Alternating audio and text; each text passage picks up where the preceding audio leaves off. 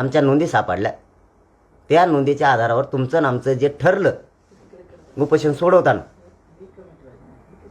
त्यानुसार करा आणि मराठ्यांचा ओबीसीमध्ये समावेश करा.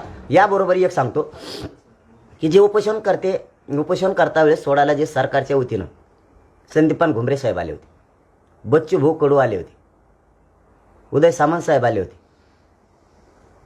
सावे साहेब आले होते, आणखीन ते धनंजय मुंडे साहेब एक आले होते. असे 6 जण आले होते.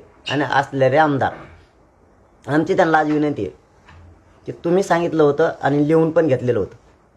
विशेष करून बच्चू भाऊंना सुद्धा आज सांगतो आम्ही मीडियाच्या माध्यमातून की जे आपलं ठरलं होतं त्याबद्दल या सगळ्या मंत्री महोदयांनी आम्हाला 17 तारखेच्या आत सांगावं की तुम्ही जे आपलं लेखी ठरलं होतं त्यानुसार तुमची आत्तापर्यंतची कारवाई काय झाली.